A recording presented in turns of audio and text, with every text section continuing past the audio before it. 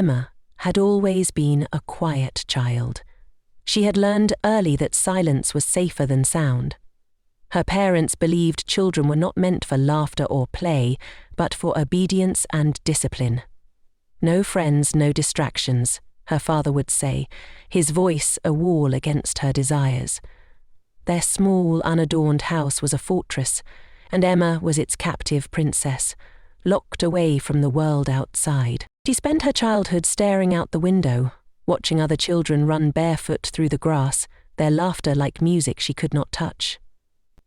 Emma wanted to draw what she saw, the sky, the trees, the children, but her mother would take away her pencils and say, "Focus on your studies. Art won't put food on the table." When Emma finally entered school at age 6, the world outside her window felt enormous and terrifying. She spent her first day staring at the floor, too afraid to meet the eyes of her classmates. But on the third day, a girl with pigtails sat next to her and whispered, "Hi, I'm Amy. Do you like chocolate?" Emma nodded, her heart racing. And just like that, a tiny crack appeared in the wall she had built around herself. As the years went by, Emma remained the quiet girl in the corner, but she had a few friends now, enough to make the silence less lonely. She loved to draw during lunch breaks, sketching her dreams on the backs of notebooks. She wanted to join art classes and sports teams, but her parents' voices echoed in her mind. Stay focused. Dreams are for fools. College was supposed to be a fresh start. Emma had worked hard to earn a scholarship and escape the suffocating walls of home. At 18, she stepped onto the campus, carrying a notebook filled with sketches and a head full of cautious hope. The world felt big again, but this time she was determined to embrace it. That was when she met Ryan. Ryan was everything Emma was not. Tall, loud, and charming, he seemed to take up all the space in a room. He sat behind her in history class, tapping his pencil against her chair until she turned around. "Hey," he said, flashing a lopsided grin. "You dropped this." It was a sketch she had been working on, a drawing of a sunset. Emma's cheeks flushed as she snatched it back. "You're really good," he said. "Do you draw all the time?" "Sometimes," she mumbled. Ryan didn't stop talking to her after that. He made her laugh in ways she didn't know she could. He noticed the smallest things, like how she tugged at her sleeves when she was nervous. He told her, "You're beautiful." And for the first time, Emma believed it. By the end of the semester, they were inseparable. Ryan introduced her to his friends, took her on picnics and whispered, "I love you," under a canopy of stars. When he said, "Why do you need college? You can marry me. I'll take care of you." Emma hesitated. But love felt like everything she had been missing, so she said yes. At first, life with Ryan felt like a dream.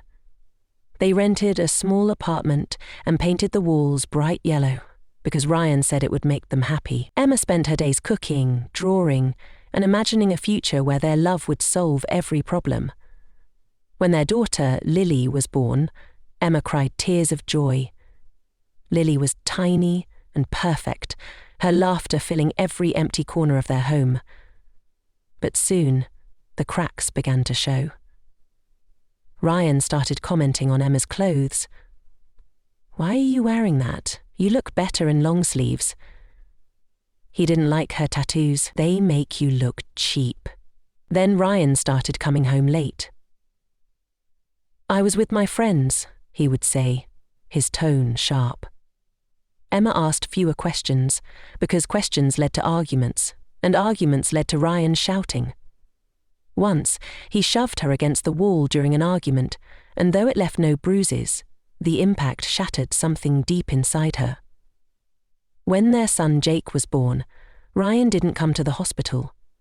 He visited days later, smelling like alcohol, and said, "Why are you home so soon?" Emma tried to hold her family together. She told herself that Ryan was just stressed, that things would get better. But when she discovered Ryan had a girlfriend, her world crumbled. He didn't even deny it. "She loves me more than you," he said, his voice cold.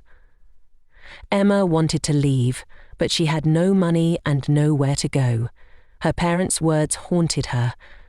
"You made your bed, now lie in it." So she stayed, hoping Ryan would change. When Ryan joined the army, Emma thought it would give her space to breathe. But instead, she was left alone with 2 small children and a heart full of anger. Her father died during this time, and her mother moved abroad, leaving Emma entirely alone.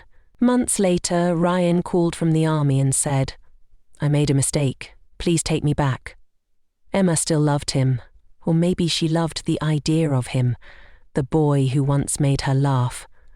So she forgave him. Years passed. Ryan came back, but he was still the same man, angry, controlling and dismissive. Emma felt like a shadow in her own life. But one day, everything began to change. It started with Sarah, the neighbour. Sarah knocked on Emma's door one afternoon, holding 2 cups of tea. "Hi," she said, her smile kind. "Do you want to talk?" Emma hesitated. Ryan didn't like her having friends, but loneliness weighed her down, so she said yes.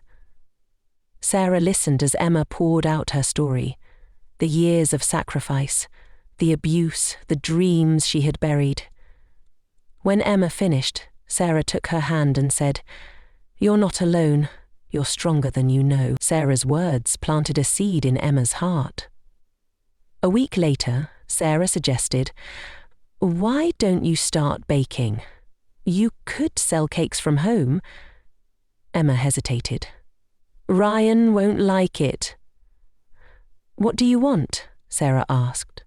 For the first time in years, Emma dared to ask herself the same question. Emma started small, baking cakes at night while the kids slept. At first, it was just for Sarah and a few neighbours, but soon word spread. Emma's cakes were delicious, and people began placing orders. The first time Ryan saw her baking, he shouted, "Why are you doing this? You don't need to work." Emma looked at him and said, "I need this for me and the kids. I will not stop." For the first time, Ryan didn't know what to say. Emma kept going. She set rules, boundaries she never thought she could. "If you hit me again, I will leave," she told him. Ryan scoffed at first, but when he saw the fire in her eyes, he began to take her seriously. Emma cut her hair short again, wore colourful clothes, and even picked up her pencils to draw. Lily looked at her one morning and said, "Mum, you look so happy." Emma smiled. For the first time, she felt like herself. Ryan didn't change overnight. He still had anger in him, still spoke words that cut deep. But Emma was different. She had friends now. She had purpose. She was no longer afraid. She looked at Lily and Jake and promised them, "I will make our lives better." Emma didn't know what the future held, but she believed in herself. She was no longer the scared, quiet girl who waited for someone else to save her. She had learned to fight for her happiness, to protect her children, and to dream again. As she baked another cake, the morning sun streaming through the window, Emma whispered to herself, "One day, we will find peace." And she believed it. I hope you like my video. If you like this story, so hit the like button and share it with your friends, and subscribe English Tales by Alicia for more story and press the bell icon. Take care, goodbye.